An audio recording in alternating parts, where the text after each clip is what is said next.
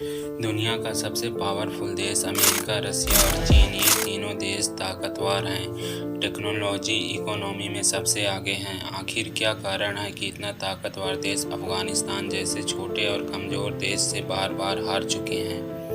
अफगानिस्तान में ऐसा कौन सा राज है जो यहाँ पर आने के बाद हार कर भागने को तैयार हो जाते हैं? और सबसे बढ़कर अमेरिका, रसिया और चीन, इस देश में क्या दिलचस्पी था? अफगानिस्तान जैसे गैर मुल्क की ताकत से जंग जीत रहा है।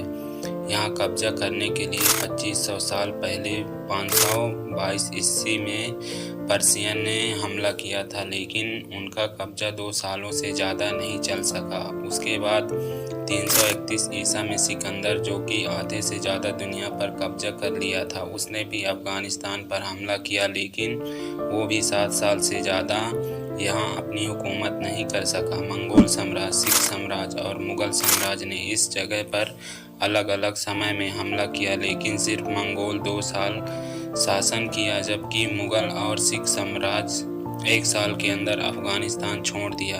जबकि ब्रिटिश ने पूरा दुनिया पर कब्जा करना शुरू किया तो म्यांमार से लेकर बांग्लादेश, पाकिस्तान तक सारा एरिया ब्रिटिश आर्मी के कंट्रोल में था। अफगानिस्तान में 3 बार कब्जा करने की कोशिश किया, लेकिन एक बार भी सफल और कामयाब नहीं हुआ।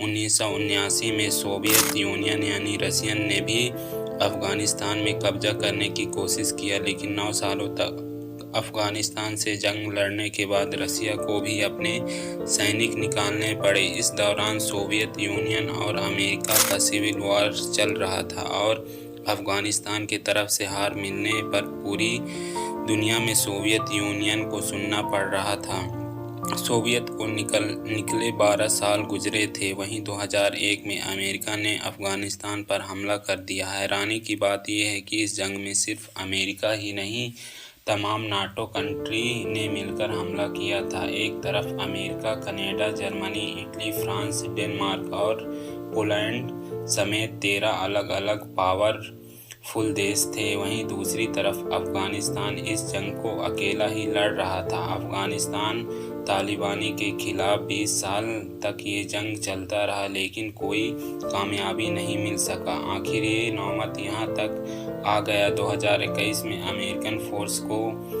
यहाँ से निकलने के लिए तालिबान के साथ डील साइन करना पड़ा। एक्सपर्ट का कहना है कि 20 साल इस जंग के बाद अमेरिकन फोर्स को अफगानिस्तान के जंग के बाद 50% एरिया को कंट्रोल करता था। अफगानिस्तान का टोटल एरिया फ्रांस से थोड़ा बड़ा है, जबकि इसकी पॉपुलेशन अमेरिका के कैलिफोर्निया से भी कम है। इतना छोटा मुल्क अपने 10 गुना बड़े और ताकतवर मुल्कों से कैसे मुकाबला करता रहा? इसके पीछे कई सारे जवाब हैं, लेकिन सबसे बड़ा जवाब अफगानिस्तान के नक्शे में छिपा है। अफगानिस्तान कई अलग अलग टुकड़ों में बटा हुआ है, जिसमें उज़्बेकिस्तान, ताजिक्स और पश्तून शामिल हैं, जिसका पूरा बॉर्डर अफगानिस्तान दूसरे देश के ताकतों ने आज से 120 साल पहले बनाया था। इस बॉर्डर की यहाँ बसने वाले जनजाति के सामने कोई मुकाबला नहीं था। इस बॉर्डर के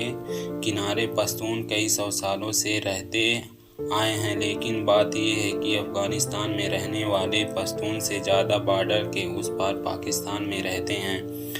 बॉर्डर बनने से पहले ही साउथ अफगानिस्तान और वेस्ट पाकिस्तान में पश्तून का बसेरा था। इस पश्तून आधा फैमिली अफगानिस्तान में तो आधा फैमिली पाकिस्तान में रहती है। ब्रिटिश सरकार ने यहाँ का बॉर्डर समझा तो उनकी इन पश्तून के सामने कोई खास अहमियत नहीं था, क्योंकि ये बॉर्डर काल्पनिक रेखा के जैसा था। जैसे बॉर्डर अलग होने से पहले वो लोग एक दूसरे से मिलने जाया करते थे, वहीं बॉर्डर के बाद जाया करते थे, क्योंकि इस बॉर्डर का ज़्यादातर हिस्सा ऊंची ऊंची पहाड़ियों से गुजरता है। इसी वजह से बॉर्डर को कंट्रोल करना पाकिस्तान और अफगानिस्तान दोनों के लिए काफ़ी चैलेंजिंग रहा है। द डुरे लाइन को नाम से पहचाना जाने वाला ये बॉर्डर 2640 किलोमीटर लंबा है, जिसमें कम से कम 300 स्पॉट ऐसे हैं जहां से बॉर्डर क्रॉस किया जा सकता है। इसी चीज़ का फ़ायदा उठाते हुए यहाँ ड्रग्स, वेपन, मिलिटेंट स्मगलिंग बहुत कॉमन है। अफगानिस्तान में रहने वाले टेररिस्ट बहुत आसानी से पाकिस्तान आते हैं, यहाँ से नए मिलिटेंट तैयार कर वापस लेकर जाते थे।